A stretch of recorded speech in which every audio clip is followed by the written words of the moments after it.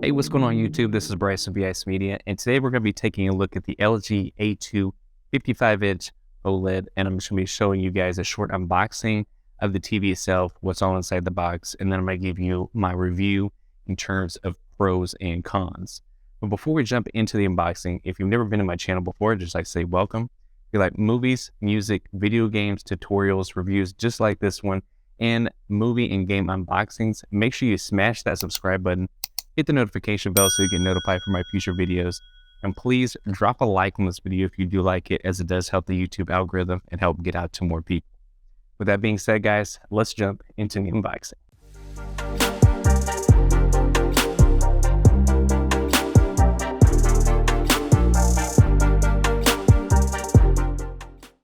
Okay, so we're going to dig right into the unboxing of the LG A2. And like most new TVs, you're going to want to open it up from the top. It just has some packing tape that is layered over the top here. So we're just going to slice it open carefully with an X-Acto knife, or if you have a box cutter, whatever you have, it should work, even scissors. So we're going to get those flaps out the way, and usually at the very top, just like the LG A2 here, we have the remote and the user guide. And then it also has the metal legs up top too, and we'll take a closer look at that whenever the TV is fully out of the box here. And then we also have this paperwork showing you the exact way that you should lift it out of the box. It does say you should at least have two people, but if it's the 55-inch like it's shown here, or maybe the 48-inch, you should be perfectly fine to be able to pick it up on your own. That's as long as you have long enough arms, and that's usually the main thing, is just having long enough arms to pick it up, because it's not very heavy at all. Now the TV has this little plastic styrofoam protect over it as well. We're going to get that out the way, just going to help protect the screen in the back of the TV itself. We're going to lift it straight up here, and I'm going to lift it and put it on its back, because what I'm wanting to do is create a little elevated platform so I can put it face down to get the legs itself on. So I'm going to take some of the styrofoam that came within the TV itself. There's some of these long big pieces here, and then we're going to lay these on the floor so that way we can pick up the TV, lay it face down very carefully. You don't want to do it too fast or let it slip out of your hands. And that way we have access to the screw holes for the TV legs themselves. So we're going to lay it down here, just very carefully. Easy does it. And now that we have it laid down, we have access to the screw holes. I'm not going to show you guys me just putting in the TV legs here. So now we're going to go ahead and skip on to the back of the TV. So it has two HDMIs on the side, one USB on the side, and the antenna jack for your rabbit ears or your cable. And then on the back side, we have the service port, optical digital audio out, third HDMI, which is eARC and ARC, USB 2, and then the LAN adapter. All right, guys, that is all of the unboxing. So let's jump straight into the review.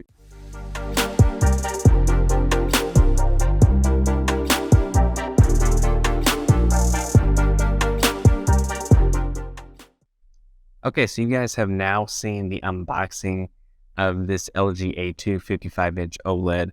And so now we're going to jump straight into the review. We're not going to waste any time and go right into the pros and cons. So I always start off with the pros. And so the first pro is definitely going to have to be, it's a budget OLED.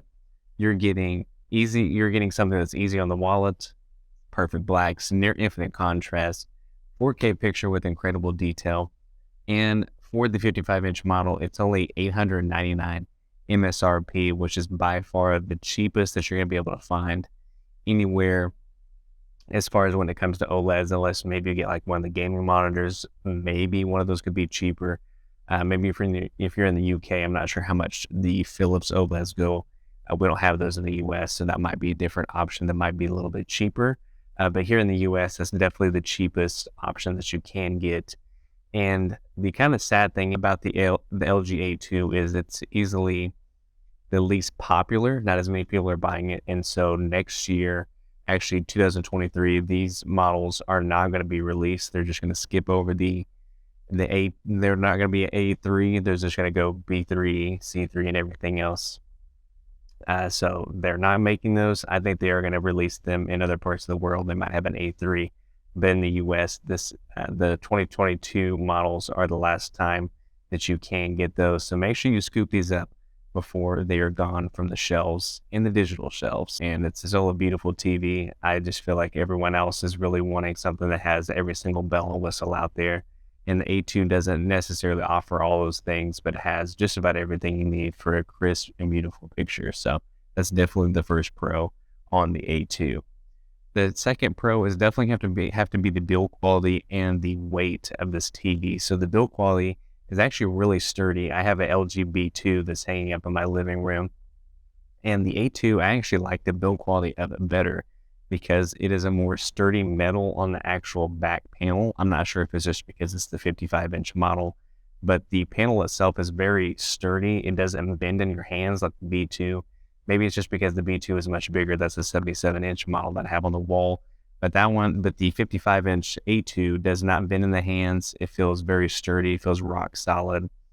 And the chassis on the back of the A2 that holds all the components and the inputs, everything like that on the back. I've been reading that it's actually a hard plastic. It's not metal, but it does feel like metal in the hands. It feels pretty strong. It doesn't feel like it's going to bend or break whenever you're picking up the TV. So that's really nice. And the legs on the TV itself, a lot of people complained about that online. And I was surprised whenever I actually pulled this out of the box. These are actually metal legs on this TV. So I thought, it was going to be some kind of cheap version of all the LG models. So I thought it was going to be plastic, but it ended up being a hard metal. So that was a nice surprise. And so the build quality and the weight of this TV is really nice. If you get the 55-inch model, you can easily pick it up by yourself. It's not too heavy where you can't pick it up without some help. I was able to get it, and I'm not necessarily the strongest person by any means. And that's the great thing about OLEDs is they're not necessarily too heavy. They're a lot easier to pick up on your own, unless it's a really big model. Then you may not have wide enough arms to be able to pick it up on your own. So that's definitely the second pro. Third pro is going to be the size options for the A2. This is one of the few models that actually has a wide range from really small, like the smallest you can get in this model is a 48-inch. They don't offer that in every single one of the different models for the LG series. Like the B series does not have a 48-inch option. They actually go from 55-inch up.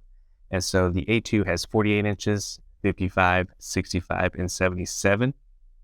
And the 77-inch, if I'm not mistaken, was actually released later on. And so that was one of the main reasons why I skipped over this model, because I didn't, I want a 77-inch OLED. I didn't want a 65-inch because that's what I had before. I used to have an LG B8 65-inch. I wanted a bigger screen. And that, I believe the 77-inch was released later down the line last year. And so that's a new option that they have out there. And it's really nice that you can go from either a really small screen all the way up to the biggest size. And so, well, there is the 83-inch. They will have that in the C. The C series and the G series also has the 83-inch. Those are very expensive, but those are even bigger screens that you can get out there. But that is a great advantage of the A2, is it does have all those different size options. Then the fourth pro and the final pro is just going to be, it's really easy to pick up and use. It's going to be for the common man user who doesn't care about all the different bells and whistles. If you're just wanting to come home from a long day at work, you just want to watch some TV shows or throw on a movie, all you got to do is just hit the power button, click whatever input TV channel or streaming service that you want to use, click it, you're good to go. And you're going to have a beautiful picture. You don't have to even really mess with the settings. I say straight out of the box, it still feels and looks really nice. So you don't really have to worry about all the different bells and whistles. And I really feel like it's a TV that's just for everyone. If you're just wanting to have something that has an immaculate picture, don't have to mess with all those different settings, and you don't care about gaming. But speaking of gaming, if you do care about gaming, that will lead into one of the cons of this TV. So if you are all about the gaming and you're wondering about the A2 series, then unfortunately this TV will probably not be for you, because the A2 series does not have all the next gen gaming features that all the other models do have. Unfortunately, it does have ALLM, the low latency mode. It does not have the VRR, the G-Sync or AMD FreeSync. It is missing all of those different options. It does have HDR, of course, HDR10, and HLG, and also Dolby Vision. It does have all those different options, but unfortunately, it does not have all those different sync modes. So that will be a big thing that you'll be missing.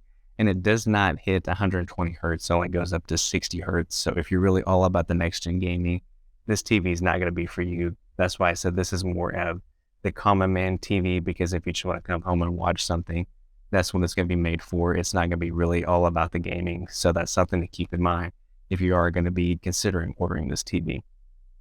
And the second con is going to have to be the brightness. Now, since this is the budget OLED out of all the LG series, the brightness is definitely the lowest tier out of all of them as well. And if you're just watching SDR content, you probably really won't notice it. I think that you really notice it the most if you're really watching HDR content, like just HDR10, or you're watching Dolby Vision. If you really want the colors to pop, you really want the brightness to really show up and show off your TV, this TV may not be the TV for you, just because if you're in a room that has a lot of brightness going on, a lot of glare, then the TV can't quite get bright enough, and it might not be able to really show off all those colors. If it is in a dark room, I think it does well enough. But if you do compare it to other TVs, you will be able to tell the difference that this TV does get much dimmer than the other competition. So that's definitely the second con.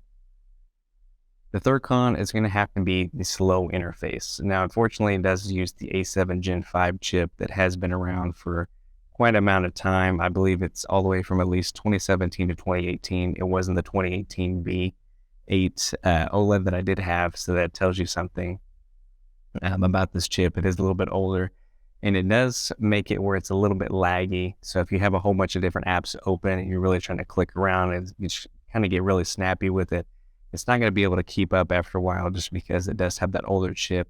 By no means is it like terribly slow where it's just going to freeze up constantly. I've never had any kind of issues with that with it. But I will say that it is a little bit slower. So if you're trying to have a lot of apps going on, you're just really trying to, switch from one app to the other and then go to a menu and this and that, then it may not be able to keep up and it might get a little bit slow. But it's not painfully slow, but it will be slow compared to all the other next-gen TVs out there for sure. All right, guys, that is all the pros and cons I do have for the LG A2 OLED.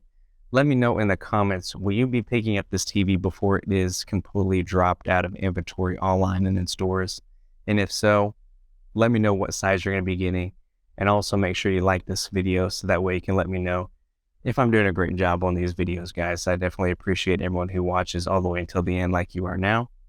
And with that being said, guys, that is all the review. Make sure you hit that subscribe button so you'll be tuned in for my next videos that'll be coming up. I'll have some more reviews on TVs and other Blu-ray players that'll be coming out in the future. So I look forward to sharing that with you guys. And with that being said, I'll see you guys in the next video.